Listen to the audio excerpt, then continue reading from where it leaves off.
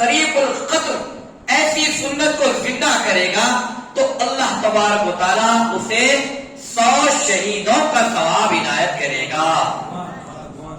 عزیزان محترم، آج ہماری زندگی کا جائزہ لیجئے، ہمارا پہننا، اٹھنا، سونا، ہر چیز خلاف اسلام، خلاف شریعت اور خلاف سنت ہو رہا ہے۔ عزیزان محترم، انسان اپنی زندگی میں روزمرہ کے طور پر ایسے کئی کام ہیں جن کو انجام دیتا ہے۔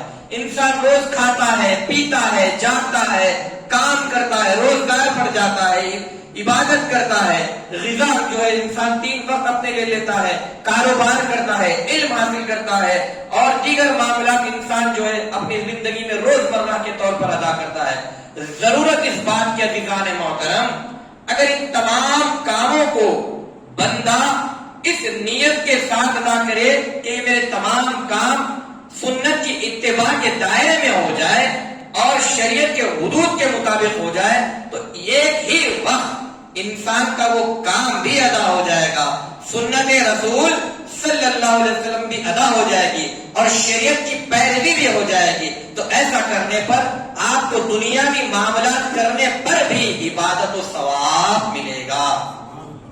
عزیزان محترم، کپڑا تو ہم بھی پہنتے ہیں، کپڑا تو اغیار بھی پہنتے ہیں، لیکن جب ہم پہنتے ہیں کپڑا تو سنت رسول صلی اللہ علیہ وسلم کے اگر مطابق پہن لیں گے تو شیطان کے شر سے بھی پاک ہو جائے گا، رحمت و برکت بھی شامل حال ہو جائے گی، اور کپڑا پہننے پر نیکی و ثواب و عبادت بھی آپ کو حاصل ہو جائے گی۔ کہہ دیجئے سبحان اللہ۔ عزیزان محترم، بس 2 سنتیں بیان کر کے اپنی جگہ کو لے لوں۔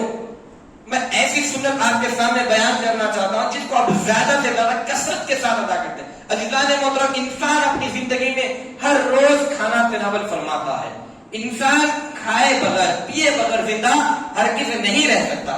بنا کھائے، بنا پیے کسی انسان کی زندگی کا گزارا ناممکن ہے۔ کم از کم دن میں 3 دفعہ تو ہر شخص اپنے پیٹ کو، اپنی پیاس بجھانے، اپنی بھوک کو مٹانے، صحت و تندرستی حاصل کرنے کے لیے غذا ضرور کھاتا ہے۔ جب ہم یہ کھانا کھاتے ہیں تو اس کھانے کے دوران اگر ہم سنتوں پر بھی عمل کر لیں گے تو یقین جانیے ہمارا پیٹ بھی بھر جائے گا اور ہماری بھوک بھی مٹ جائے گی، ساتھ ہی ساتھ عبادتیں بھی آپ کے نام اعمال میں شامل ہو جائے گی۔ عزیزان محترم، حضور نبی کریم صلی اللہ علیہ وسلم کس طرح سے کھانا تناول فرماتے تھے؟ عزیزان محترم، سنت کی فہرست گنتے جائیے۔ حضور صلی اللہ علیہ وسلم اپنی زندگی میں ہمیشہ پاک و صاف، حلال و طیب و طاہر غذا کو تناول فرمایا کرتے تھے۔ کبھی آپ صلی اللہ علیہ وسلم نے ایسی ناگزار، ایسی کوئی چیز نہیں کھائی۔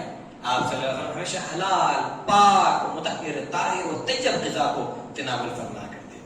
اور حضور صلی اللہ علیہ وسلم، آپ دیکھیے آپ کی سنت کریمہ ہے کہ جب کبھی حضور صلی اللہ علیہ وسلم کے سامنے کھانا پیش کیا جاتا تو آپ صلی اللہ علیہ وسلم کبھی کسی کھانے پر اگر اس کا مزہ خراب ہو جائے، کھانا اچھا نہ لگے، تو آپ نے اپنی پوری زندگی میں کبھی کسی شخص کو ڈانٹا نہیں، غصہ نہیں کیا، نہ زبان درازی کی، نہ نکتہ چینی کی، نہ طنز کا اقرار کیا۔ عزیزان محترم، آج ہم کھانا کھاتے ہیں، نمک کم ہے، مرچی زیادہ ہو گئی، یہ ایسا ہے، وہ ویسا ہے، منہ چڑھانے لگتے ہیں، ہم جو ہے کھانے کو پھینک دیا کرتے ہیں، پیٹ پھیر لیتے ہیں، طرح طرح کی ہماری ڈیمانڈ ہوتی ہے۔ لیکن آئیے نبی آخر الزمان محمد مصطفیٰ صلی اللہ علیہ وسلم آپ کے سامنے جب کبھی بھی کھانا پیش کیا جاتا تو آپ کی سنت کریمہ تھی کہ آپ صلی اللہ علیہ وسلم اگر آپ کو پسند آتا تو اس کھانے کو تناول فرما لیتے، اگر پسند نہیں آتا تو کسی کو کچھ نہیں کہتے، اس کھانے کو چھوڑ دیتے اور خاموشی اختیار کرتے۔ یہ سنت کریم ہے نبی کریم صلی اللہ علیہ وسلم کی۔ اور تیسری سنت، حضور صلی اللہ علیہ وسلم نے اپنی پوری زندگی میں کبھی بھر پیٹ کھانا نہیں کھایا۔ حضور فرماتے ہیں اے لوگوں، اپنی غذا کو 3 طریقے سے تقسیم کر لیا کرو، اپنی غذا کے 3 حصے کیا کرو۔ پہلا حصہ غذا کھانے کے لیے رکھ لیا کرو، دوسرا پانی کے لیے، اور تیسرا ہوا کے لیے۔ اگر آپ اس طریقے سے کھانا کھائیں گے تو آپ کی صحت بھی برقرار رہے گی، فزیکل فٹنس بھی رہے گی، طبی فائدے بھی آپ کو حاصل ہوں گے۔ کھانا پیٹ بھر آپ صلی اللہ علیہ وسلم نہیں کھائے، نہ ہی اس کی طرف ترغیب دی، فرمایا کہ کھانا جتنی بھوک سے تھوڑا کم کھایا کرو تاکہ تمہاری باڈی میں ہیلتھ آپ کی برقرار رہے اور فٹنس اور آپ کے اندر چست و تندرستی برقرار ہے۔ عزیزان اب آ جائیے سنت کھانے کے تعلق سے۔ حضور صلی اللہ علیہ وسلم جب کبھی کھانے کے لیے بیٹھتے تو سب سے پہلا کام آپ کی سنت تھی کہ آپ اپنے دونوں ہاتھوں کو اچھی طرح سے دھو لیا کرتے. پھر اس کے بعد آپ صلی اللہ علیہ وسلم دسترخوان پر جب بھی بیٹھتے تو 3 سنت کے اعتبار سے 3 طریقوں کو اختیار فرماتے. پہلا طریقہ اکڑو بیٹھا کرتے, دوسرا طریقہ دونوں زان ہو کر بیٹھتے, یا تیسرا طریقہ ایک زان پر آپ صلی اللہ علیہ وسلم تشریف فرما ہوتے. اور آپ صلی اللہ علیہ وسلم کی سنت کریمہ ہے تیسری کہ جب کبھی آپ صلی اللہ علیہ وسلم کھانے کے لیے بیٹھا کرتے تو دسترخوان کا اہتمام کرتے, کہ فرمایا گیا دسترخوان پر رحمت ہے, وسعت ہے اور برکت ہے. جب کبھی جس گھر میں دسترخوان بچھایا جاتا ہے اس پر بیٹھ کر تمام خاندانی افراد مل کر اللہ کا ذکر کر کے دعا کر کے اگر اس دسترخوان پر تناول فرماتے ہیں تو اس میں برکت ہو جاتی ہے. 4 کھانے کی جگہ 6 آدمی اس کھانے کو کھا سکتے ہیں, 6 کی جگہ 10 آدمی کھا سکتے ہیں. یہ اللہ کی برکت اس میں شامل ہو جاتی ہے. دعا پڑھ کے دسترخوان کا اہتمام کر کے سنت کی اتباع کی نیت سے. پھر آپ صلی اللہ علیہ وسلم کی سنت دیکھیے. نبی پاک صلی اللہ علیہ وسلم ہمیشہ کھانا کھانے سے پہلے دعا فرماتے. آپ صلی اللہ علیہ وسلم ہمیشہ بسم اللہ الرحمن الرحیم یا پھر بسم اللہ وعلا وبرکاتہ اللہ اور بھی دیگر دعائیں ہیں. کھانا کھانے سے پہلے آپ دعا پڑھ کے کھانے کو تناول فرماتے. اور حضور صلی اللہ علیہ وسلم ہمیشہ سیدھے ہاتھ سے کھانا تناول فرماتے. طریقہ یہ ہوا کرتا کہ آپ اپنے کھانے کو 3 انگلیوں سے تناول فرماتے. سنت یہ ہے کہ آپ جب بھی کھائیں تو 3 انگلیوں کا استعمال کریں اور سیدھے ہاتھ سے کھانے کو 2 زان اکڑو یا پھر 1 زان ہو کر بیٹھ کر کھائیں. اور پھر فرمایا گیا حضور صلی اللہ علیہ وسلم کے سامنے جب کبھی کھانا پیش کیا جاتا تو آپ کی سنت کریمہ تھی کہ آپ صلی اللہ علیہ وسلم ہمیشہ اپنی رکابی کے سامنے والے حصے سے پہلا لقمہ تناول فرماتے. فرمایا گیا کہ رکابی کے بیچ کے حصے میں برکت ہے, اگر بیچ سے کھانا کھا لو گے تو برکت جاتی رہے گی. اگر آپ کو برکت چاہیے تو سامنے والے حصے سے پہلا اپنا لقمہ اٹھائے اور بسم اللہ کہہ کر کھانے کو تناول کریں.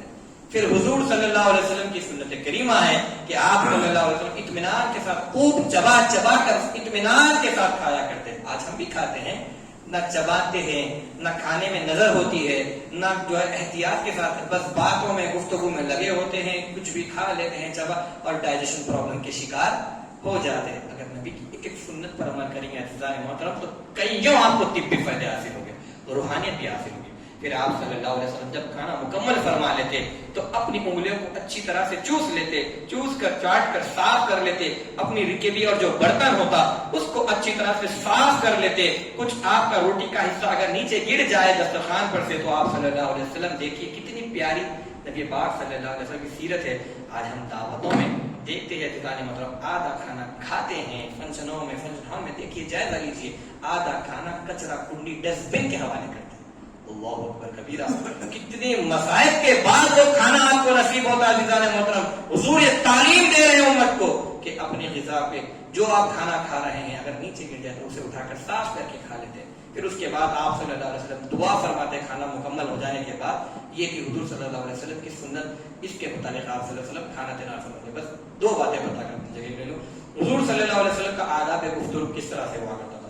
حضور صلی اللہ علیہ وسلم جب کبھی گفتگو کرتے تو سب سے پہلے سلام کرتے. افشوا السلام بینکم تحابوا, آپس میں سلام کو خوب رواج دو, اس سے محبت بڑھے گی. السلام قبل الکلام, بات کرنے سے پہلے سلام کیا کرو. سب سے پہلے حضور صلی اللہ علیہ وسلم ہر چھوٹا یا بڑا کوئی بھی اسے سلام عرض کرتے. پھر اس کے بعد سامنے والا شخص جب کبھی گفتگو کرتا تو آپ بیچ میں نہیں کہتے اور اس کی بات کو اطمینان کے ساتھ ادب و احترام کے ساتھ سنتے. جب سامنے والی کی پوری بات مکمل ہو جائے تب آپ صلی اللہ علیہ وسلم نرمی کے ساتھ مسکراتے ہوئے اس کی آنکھوں میں آنکھیں ڈال کر اور اللہ کا ذکر کرتے ہوئے خیر اور جامع الفاظ میں اور ضرورتاً آپ صلی اللہ علیہ الفاظ کا استعمال کرتے اور اپنی گفتگو کرتے اور بڑے چھوٹوں کا لحاظ رکھتے, ادب و احترام بجا لاتے اور اپنی بات کو اس انداز میں آپ کسی شخص سے جب کبھی گفتگو فرماتے تو ایسی پیاری بات, ایسی طرح سے پیارے گفتگو کے طریقے کو اختیار کرتے. عزیزان محترم ضرور اس بات کی ہے کہ ہم جب کبھی بھی ہماری زندگی میں ان تمام اعمال کو عمل کریں گے, ان تمام اعمال کو کرنے کی کوشش کریں گے تو اس وقت سنت کی اتباع ہونی چاہیے. سنت پر عمل کر لیں گے تو اللہ رب العزت ہمیں وہ کام ادا کرنے پر دنیاوی کام تو ہو جائے گا, ساتھ میں آخرت میں ثوابوں سے مالا مال فرمائے گا. اللہ رب العزت کی بارگاہ میں دعا ہے کہ جو کچھ کہا سنا سمجھا گیا مجھ کے اللہ تمام سامنے کو اس پر عمل کرنے کی توفیق عطا فرمائے. کہنے میں کسی قسم کی غلطی کوتاہی ہو جائے تو حضور نبی کریم صلی اللہ علیہ وسلم کے واسطے وسیلے سے معاف فرمائے. الحمد للہ رب العالمین.